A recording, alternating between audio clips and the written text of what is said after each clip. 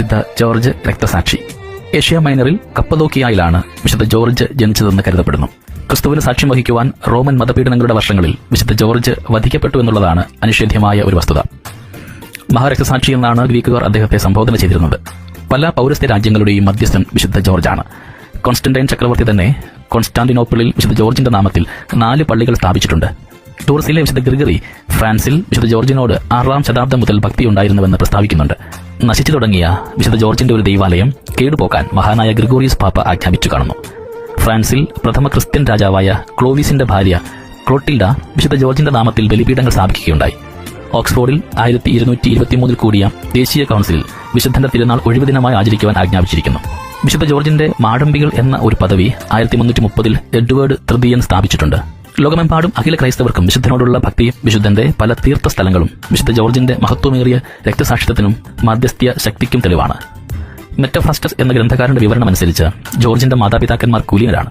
പിതാവിന്റെ മരണശേഷം ജോർജ് അമ്മയോടുകൂടെ പലസ്തീനായിലേക്ക് പോയി. ദൃഢഗാത്രനായ ജോർജ് ഒരു ഉന്നത സൈനിക ഉദ്യോഗസ്ഥനായി ഡയക്ലഷ്യൻ ചക്രവർത്തിയുടെ കീഴിൽ ജോലി ചെയ്തു. ചക്രവർത്തി മതപീഡനം ആരംഭിച്ചപ്പോൾ ജോർജ് എതിർത്തു. തൽക്ഷണം അദ്ദേഹം ജയിലിൽ അടയ്ക്കപ്പെട്ടു. ക്രിസ്തുമതം ഉപേക്ഷിച്ചാൽ പല സമ്മാനങ്ങളും നൽകാമെന്ന് അധികാരികളുടെ വാഗ്ദാനങ്ങളും ഉണ്ടായിരുന്നു. അവയെല്ലാം ജോർജ് നിരസിച്ചു. പിറ്റേ ദിവസം ജോർജിന്റെ ശിരസ് ഛേദിക്കപ്പെട്ടു. നിക്കോഡേമിയയിലെ ക്രിസ്തുമത പീഡന വിളംബരം പറിച്ചു കളഞ്ഞ യുവാവ് വിശുദ്ധ ജോർജ് ആണെന്ന് ലാക്ടൻസിയൂസ് സാക്ഷ്യപ്പെടുത്തുന്നുമുണ്ട്. കുരിശുയുദ്ധത്തിനിറങ്ങിയ റിച്ചാർഡ് രാജാവിന് വിശുദ്ധ ജോർജ് പ്രത്യക്ഷപ്പെട്ട് പ്രോത്സാഹനം നൽകി. പിറ്റേ ദിവസം മുഹമ്മദിയർക്കെതിരായ സമരത്തിൽ അദ്ദേഹം ജയിച്ചു. വിശുദ്ധ ജോർജിന്റെ പ്രതിമയിൽ അദ്ദേഹത്തെ നാം കുതിരപ്പുറത്താണ് കാണുക. വിശുദ്ധ ജോർജ് തന്റെ വിശ്വാസവും ധീരതയും വഴി പിശാചിനെ പരാജയപ്പെടുത്തുന്നതിന്റെ പ്രതീകമാണ് കുതിരയുടെ പാദങ്ങളുടെ കീഴിൽ കുന്തത്താൽ കുത്തി കൊല്ലപ്പെടുന്ന കാളസർപ്പം. സർപ്പത്തെ കൊന്ന് രാജകുമാരി ലിബിയായെ വിശുദ്ധ ജോർജ് രക്ഷിച്ചുവെന്നുള്ളത് 12-ാം നൂറ്റാണ്ടിലുണ്ടായ ഒരു ഇറ്റാലിയൻ ഐതിഹ്യമാണ്.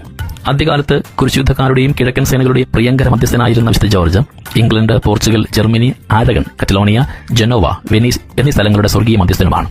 വിശുദ്ധ ഗീവർഗീസിന്റെ പ്രത്യേകമായ മധ്യസ്ഥ്യ ശക്തി കേരളീയരായ നമുക്ക് തികച്ചും ബോധ്യമാണ്. എന്നിരുന്നാലും അദ്ദേഹത്തിന്റെ ധീരസഹനത്തെ അനുകരിക്കുവാനായിട്ട് നാം തയ്യാറുണ്ടോ എന്ന് ചിന്തിക്കാം. ക്രിസ്തീയമായ ക്ഷമ നാം അഭ്യസിക്കുകയായിരുന്നുവെങ്കിൽ എത്രമാത്രം സമാധാനവും സന്തുഷ്ടിയുമായി നമുക്ക് ജീവിക്കുവാൻ സാധിക്കുമായിരുന്നു.